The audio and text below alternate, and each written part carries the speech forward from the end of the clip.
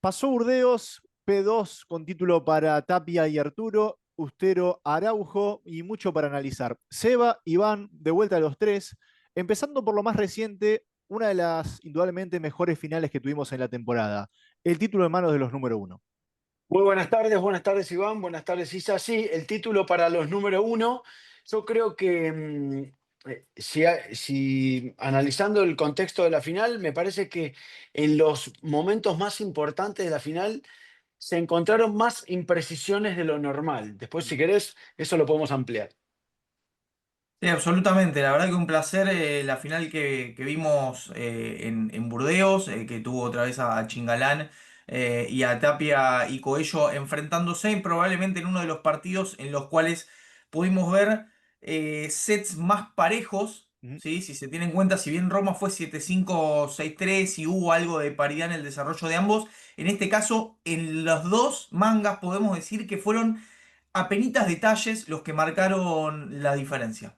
Sí, porque si bien estamos hablando de que Burdeos fue una pista intermedia tendiendo a lenta, estamos hablando de un partido de más de 2 horas, 2 horas y cuarto para cuatro jugadores, de los cuales tres son muy finalizadores en la tarea aérea, lo cual habla un poco de la paridad con la que se dio.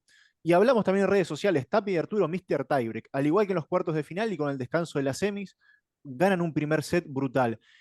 ¿Cómo viste los niveles de cada uno de los jugadores en ese primer set puntualmente, Seba? A mí me pareció el nivel muy alto, por eso llegaron Galán y Chingotto a recuperar la desventaja inicial que tenían con el quiebre. Me parece que Tapia había salido súper encendido, que por eso habían logrado esa primera ventaja inicial. Después creo que Galán y Chingotto se engancharon bien al partido, pero lo que me llamó la atención que fue que en un tiebreak súper parejo, cuando las dos parejas tuvieron posibilidad de cerrarlos, porque llegaron un momento a contar con 3 set point por lado, Sí. porque estábamos como 11-11 o 12-12. Cada set point que tenían lo perdían con un error. Lo perdió Tapia con un par de errores, tanto de volea de revés como de smash. Lo perdió Galán, lo perdió Chingotto con una víbora que se le va para el lado de Coello. Entonces, es como que esos detalles que nombraste se hicieron muy importantes para darle el resultado final a la pareja ganadora. Sí, yo creo que también en el partido algo que observé y tratando de pensar cómo destacar los niveles de cada uno, ¿Mm? fue que me pareció con los cuatro que cada vez que alguno cometía un error, después salía con dos, tres jugadas muy buenas. Y entonces uno decía, bueno, es difícil ver que se encadenen errores. El ¿Mm? único momento tal vez fue el final del tiebreak con tres situaciones. Creo que hay dos errores de Galán más una jugada en la que se vende y que de esa manera termina el primer set.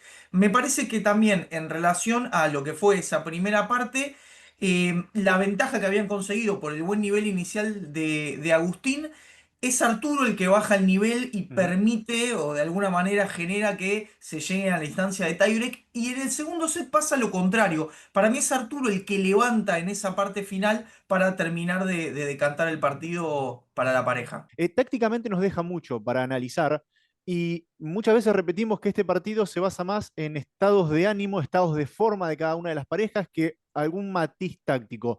Seba, con tu ojo de entrenador, ¿viste algo diferente? ¿Notaste algún planteo diferente o algún movimiento, algún ajuste durante el partido?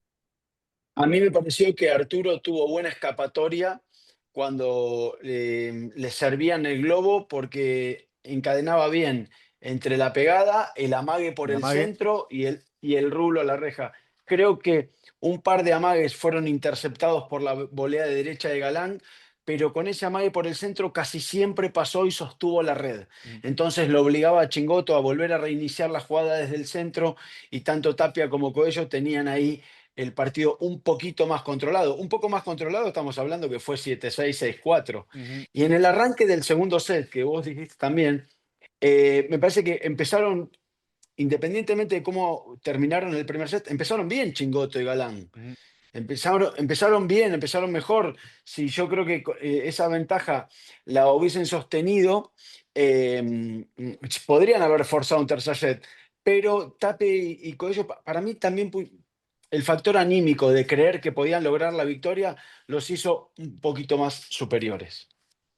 Y el hecho también de estar más cerca, ¿no? Porque al haberse llevado el primer set era dar un pasito adelante para ya cerrar la historia, mientras que para Chingalán era un poco más cuesta arriba tener que empatarlo para después poder desnivelarlo en un tercero. Vos decías, Isa, la cuestión de Tapia y Coello con el tiebreak.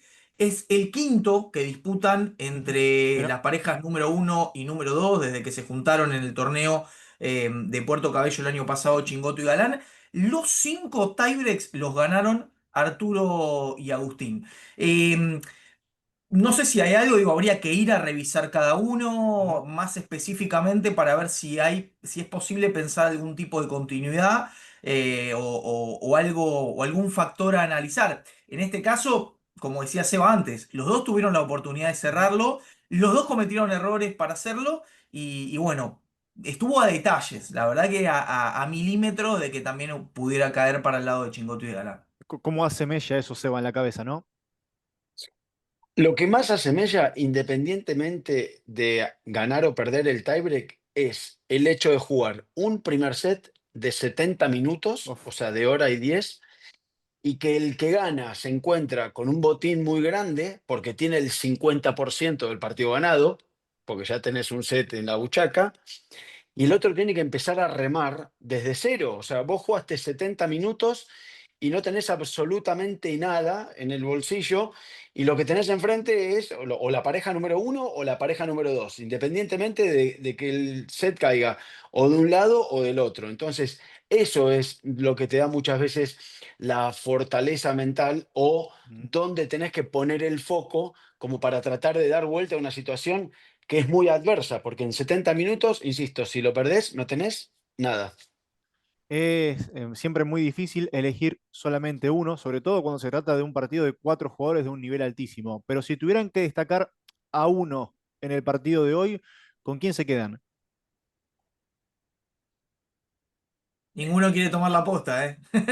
No, no, yo creo que Arturo, Ujú. yo me voy a mojar. Para mí, Arturo es el que cuando subió un poquito más el nivel pudo marcar la diferencia.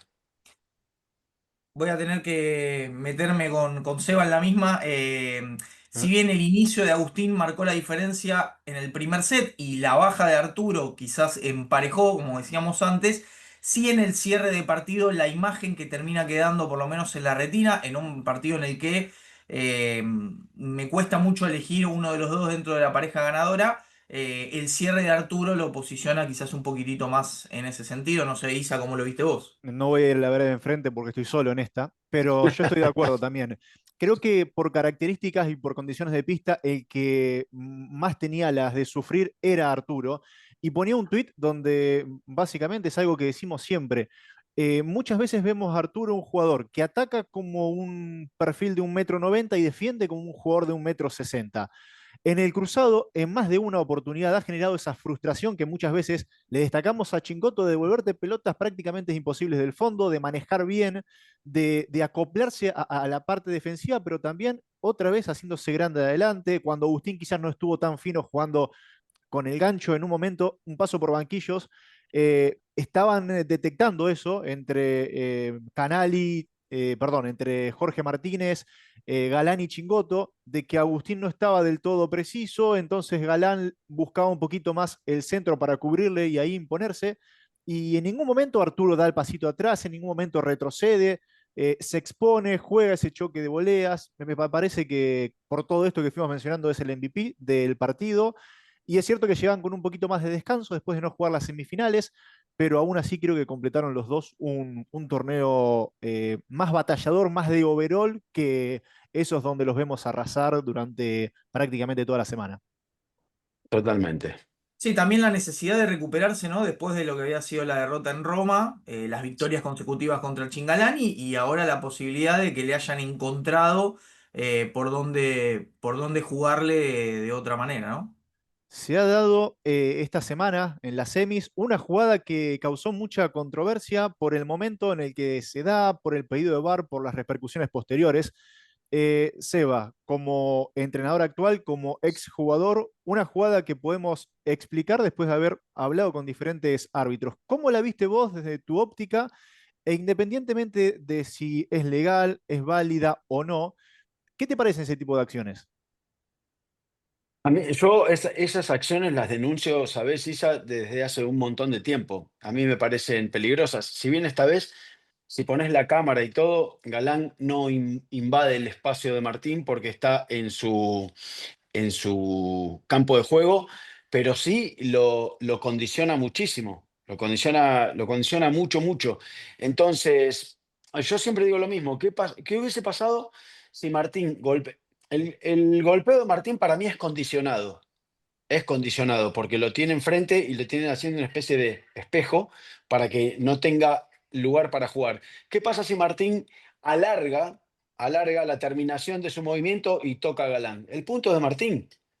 El Sí, punto es de Martín. en ese caso sí. Porque entonces, claro, entonces, si alarga, Martín porque no lo quiso hacer, pero si alarga su terminación y lo toca Galán, es como que puede pedir que Galán invade su espacio de juego, porque es el turno de golpeo de Martín, y el punto es de, el punto es de Martín. Si él en la proyección del golpe puede tocar al rival, Ujú. es que el rival está invadiendo su espacio de juego. Para mí es así de claro. Y pasó, y esta vez porque Mm, no tuvo mucho peligro. Pasó en Roma hace muy poco con Fran Guerrero y Yanguas, ujú. que Fran Guerrero lo toca a Yanguas, porque se puso tan cerca que lo termina tocando. El punto en ese momento igual lo termina ganando Fran Guerrero.